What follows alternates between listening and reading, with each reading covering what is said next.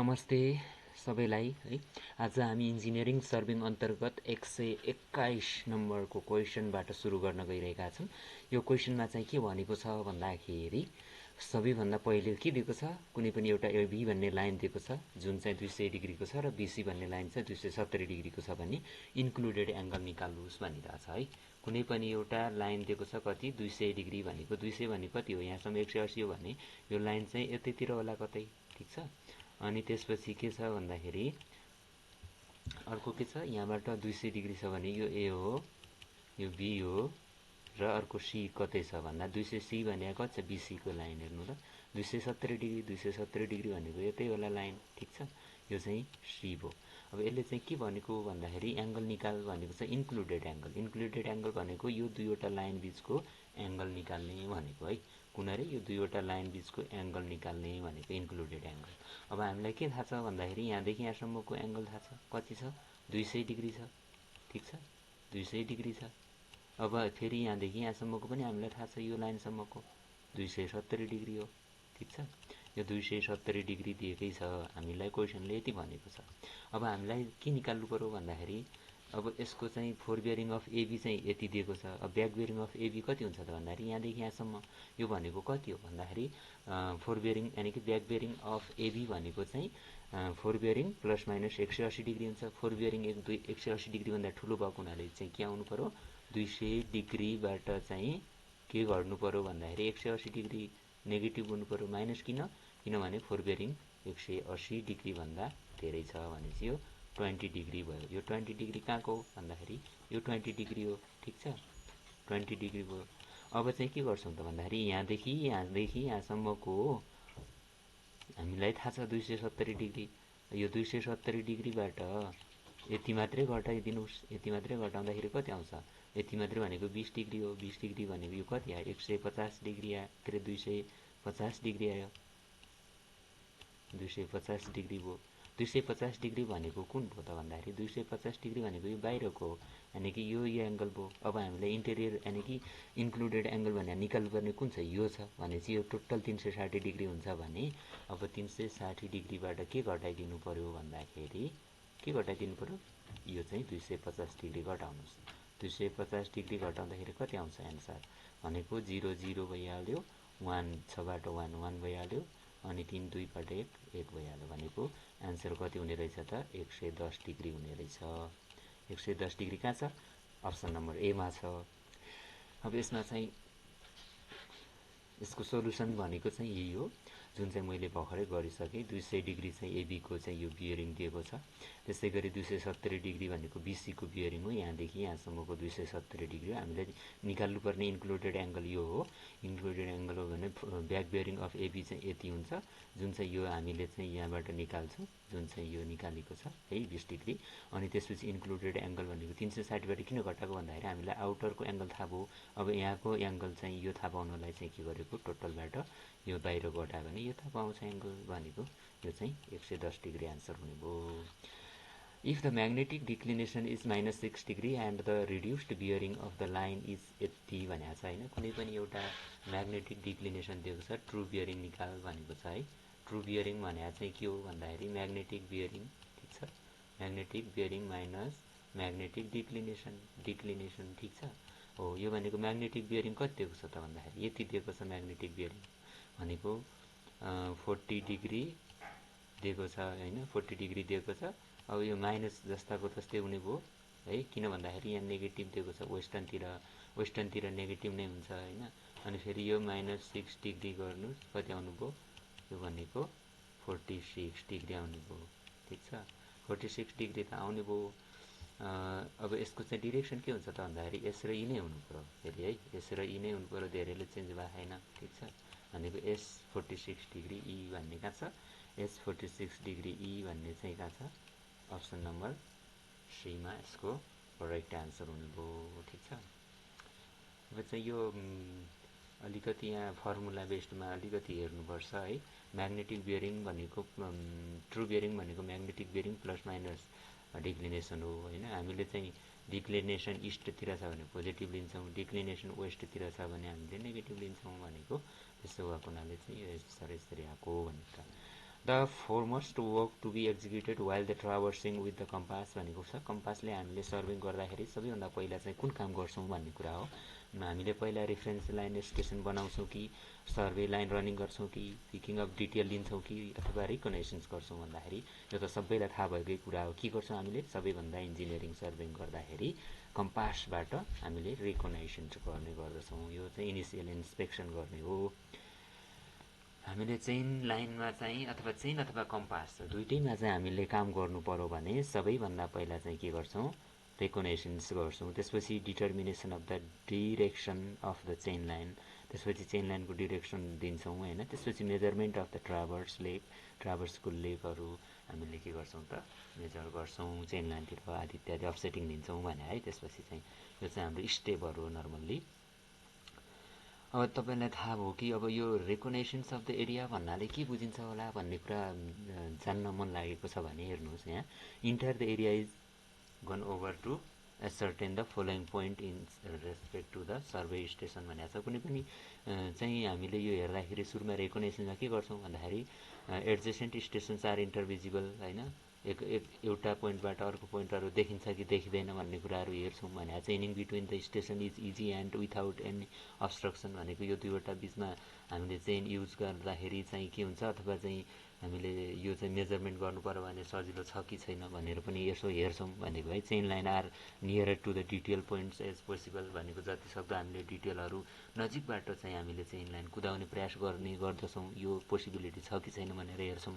Chain line connecting the consecutive stations are long as possible भनेको छ। सकेसम्म चाहिँ एउटा पोइन्टले अर्को पोइन्टले चाहिँ चेनहरू कनेक्ट गर्ने मिल्ने छ कि छैन यो कुराहरू चाहिँ हामीले रेकनेसन्स अफ एरियामा हेर्ने गर्दछौँ भनेको है।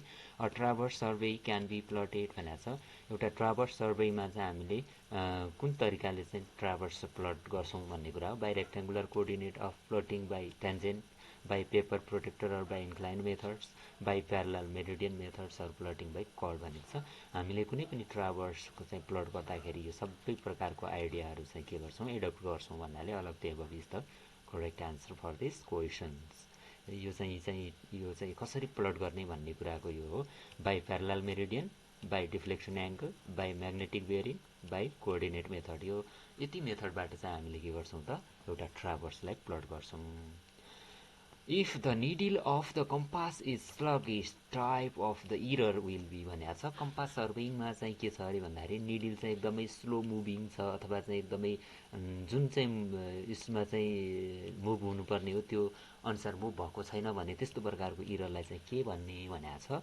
इन्स्ट्रुमेन्टल हो कि नेचुरल हो कि पर्सनल हो कि कुनै पनि होइन भन्दाखेरि यो चाहिँ हाम्रो के हो त इन्स्ट्रुमेन्टमै हुने भएको हुनाले चाहिँ यसलाई चाहिँ हामीले इन्स्ट्रुमेन्टल इरर मान्छौँ है। अब यसमा चाहिँ इन्स्ट्रुमेन्टल इररहरू के हुनसक्छ भने चाहिँ यो इन्स्ट्रुमेन्टको खराबीको कारणले गर्दा होइन फल्टी एडजस्टमेन्टको कारणले गर्दाखेरि बनाउँदाखेरि नै त्यो एडजस्टमेन्ट गर्छ है। पर्मानेन्ट एडजस्टमेन्ट हुन्छन् तिनीहरू चाहिँ बनाउँदाखेरि नै त्यति बेला फल्ट भएको हो। त्यस्तो भएको हुनाले आउँछ।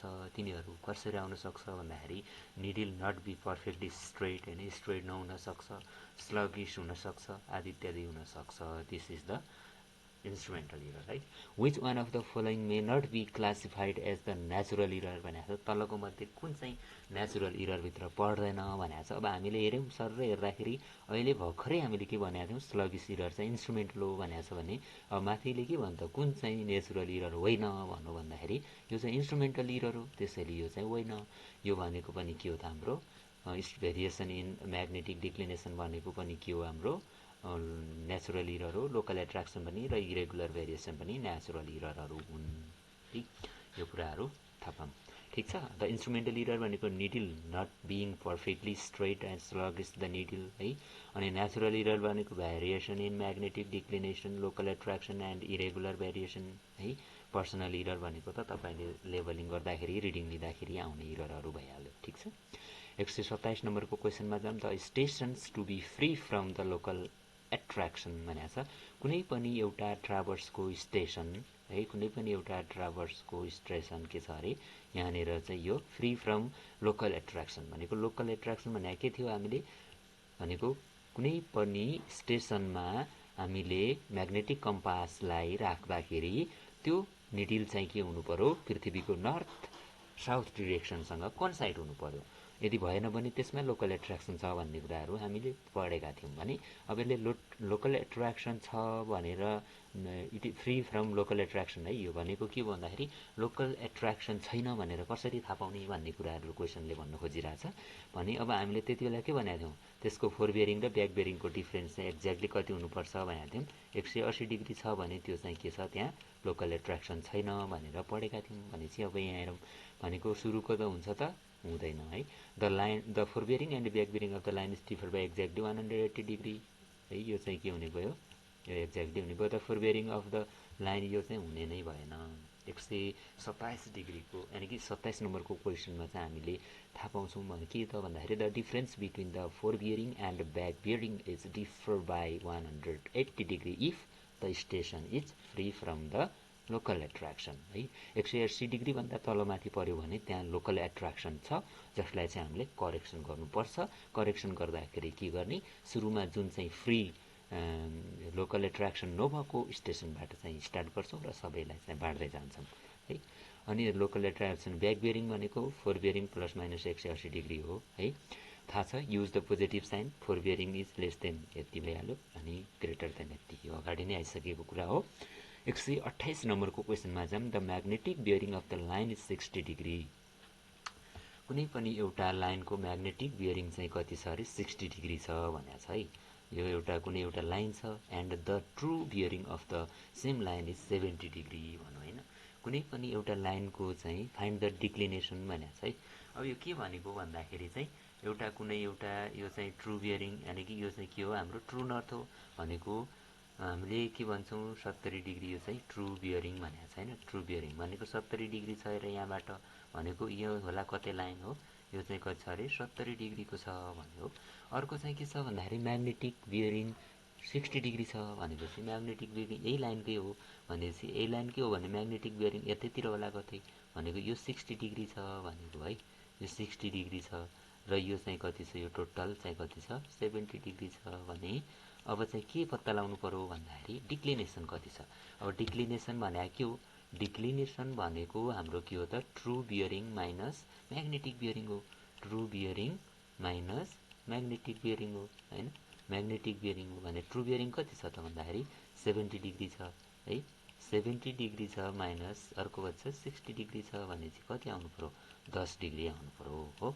10 डिग्री त दुईवटा छ, इस्टतिर हो कि वेस्टतिर हो भन्दाखेरि अब तपाईँलाई थाहा छ यो यान हो है, यो ई हो भने अब यो चाहिँ के हो त म्याग्नेटिक नर्थ हो भनेपछि म्याग्नेटिक नर्थ कतातिर छ त, इस्टतिर छ, वेस्टतिर त छैन भनेपछि एन्सर के हुने भयो, A is the correct answer for this questions.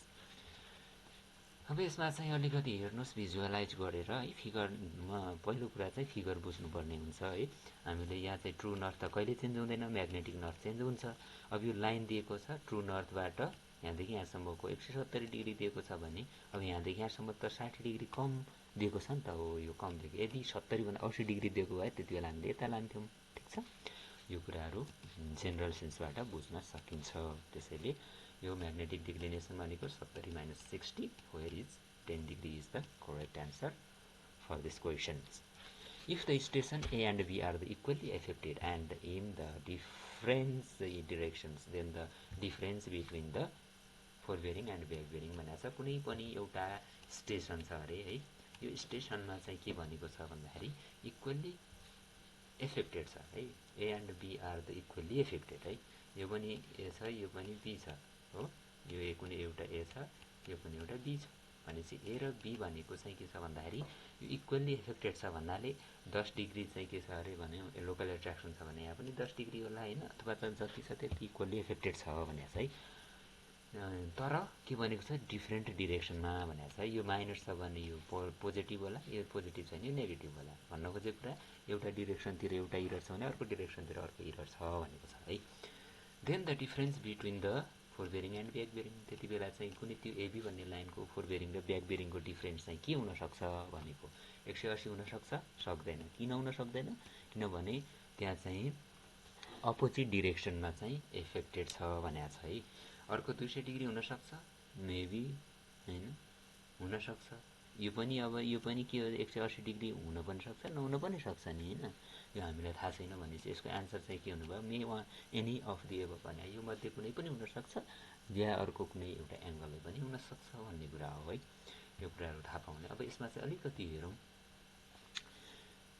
whenever there is any station is affected by the local attraction then the difference between the forebearing and back bearing is not equal to 180 degree यो हामीलाई थाहा भएकै कुरा हो त्यहाँ local attraction छ भने फोरबेरिङ र ब्याक बेरिङ त्यसको डिफरेन्स 180 डिग्री ठ्याक्कै 180 डिग्री हुनुपर्ने हो तर हुँदैन ठीक छ A freely suspended and properly balanced magnetic needle is expected to slow magnetic meridian.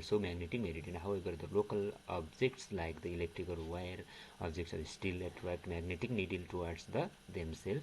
Thus, the needle forced to the slow and slightly different direction. This distribution is called local attraction. भने local attraction भने थाहा भइसक्यो हामीलाई त्यो निडलहरु चाहिँ हुनुपर्ने पोजिसनमा नभएर कता कता गइराखेको हुन्छ भने है फर डिटेक्टिङ द लोकल एट्र्याक्सन है यो लोकल एट्र्याक्सन डिटेक्टिङ गर्नको लागि हामीलाई के थाहा हुनुपर्छ दुईटै फोर बियरिङ र ब्याक बियरिङ के हुनुपर्छ लाइन त्यसको थाहा हुनुपर्ने हुन्छ यदि त्यसको डिफरेन्स चाहिँ फोर बियरिङ र ब्याक बियरिङ चाहिँ 180 डिग्री छ दुईवटा स्टेसनको भने कन्सिडर एज नट त्यो भनेको चाहिँ हाम्रो के हो त हाम्रो लोकल एट्र्याक्सन छैन भन्ने हो if the difference is not 180 degree better to go the back to the previous station and check the forbearing भनेको छ यदि त्यस्तो छैन भने हामीले सुरुको स्टेसनमा गएर चाहिँ हामीले के गर्ने यो थ्योरी यानी कि यो वर्किङ प्रोसिड्युर भन्न खोजिरहेको छ यसले if the reading is the same as the earlier it may be concluded that there is the local attraction at one end or both ends भनेको यदि त्यस्तो देखियो भने चाहिँ एउटा इन्डमा अथवा दुईटै इन्डमा पनि के हुन सक्छ हाम्रो local attraction देखा पर्न सक्छ भन्ने कुरा हो के the survey station set up during the traverse with the compass should be such that भनेको चाहिँ हामीले के भने भन्दाखेरि हो कुनै पनि एउटा स्टेसनमा चाहिँ ट्राभर्सिङको स्टेसनमा हामीले कम्पासको स्टेसन फिक्स्ड गर्दाखेरि हामीले के गर्ने तलका मध्ये भन्न खोजेको है के गर्नुपर्छ गर्दा चाहिँ उपयुक्त हुन्छ भन्न खोजिरहेको छ क्वेशनले they are visible from each other दुईटा एक आपसमा देखिनु पर्छ भनिरहेछ यो त कम्पल्सरी नै हो किन भन्दाखेरि दुईवटा एक आपसमा देखिनु पर्छ नै पर्छ अनि chaining is between them is easy हैन त्यो चेनिङ गर्न पनि इजी हुनुपर्छ भन्ने कुरा ठीक छ यो हुनुपर्छ इजी हुनुपर्छ भन्ने हो तर हामीले चाहिँ कम्पास सर्भिङमा हामीले डिस्टेन्स कमनली हामीले मेजर गर्दैनौं डिरेक्सन मात्रै हामीले मेजर गर्छौं है the line joining them are nearer the object to the located भनेको छ they are the long as possible भनेको छ हामीले चाहिँ के गर्ने यति मध्ये पोइन्टमा कुन चाहिँ उपयुक्त होला भनेको छ कुन चाहिँ सेटअप गर्दाखेरि ध्यान दिनु पर्ला भनेको छ अब हामीले ट्राभर्सिङ गर्दाखेरि हैन कम्पासबाट ट्राभर्सिङ गर्छौं ट्राभर्सिङ गर्नुको मतलब भनेको के हो हाम्रो धेरै भन्दा धेरै डिटेलहरु चाहिँ के गर्नुपर्ने हो डिटेलहरु ट्र्याक गर्नुपर्ने हुन्छ त्यो डिटेल ट्र्याक गर्दाखेरि चाहिँ अब यहाँनेर धेरै डिटेल छन् भने यो लाइनले यतापट्टि घुमाएर लानुको अर्थ छैन यसैको नजिकबाट लानुपर्ने उपयुक्त हुन्छ भनेपछि हाम्रो मोटो के हुन्छ भन्दाखेरि the line joining them are the nearer to the object to located भनेको छ जति सक्दो लोकेसनको नजिकैबाट कुदाएर लानुपर्छ अथवा स्टेसन बनाउन उपयुक्त हुन्छ भन्ने कुरा यसको आन्सर हो ठीक छ अब यहाँ हामीले ट्राभर्स भनेको के हो भन्ने कुरा हेर्न सक्छौं हैन ट्राभर्स भनेको केही पनि होइन एउटा लाइन अफ सिरिज हो हैन जस्तो यो लाइन जोड्नु भयो भने यो एउटा लुपिङ भन्छ अथवा ओपन पनि भन्न सक्छ हैन त्यो ट्राभर्स हो त्यसलाई हामीले ट्राभर्स भन्छौं है क्लोज पनि हुन सक्छ ओपन पनि हुन सक्छ ठीक छ surveying which involve a series of the connected straight line known as the traverse भनेको छ the side of the traverse is भनेको यो ट्राभर्सको साइडहरुलाई हामीले के भन्छौं ट्राभर्स लेग भनेर चिन्दछौं त्यसैगरी interior details are located by taking of the offset from the main survey line भनेको छ मेन सर्वे लाइनबाट चाहिँ हामीले डिटेलहरु चाहिँ एकदमै ट्र्याक गरेर लिन्छौं भन्ने कुरा हो ठीक छ अब आजलाई चाहिँ यति गर्छौं है this much for today and have thanks for watching the video if you like this video then you can like it and subscribe it thank you all of you and have a nice time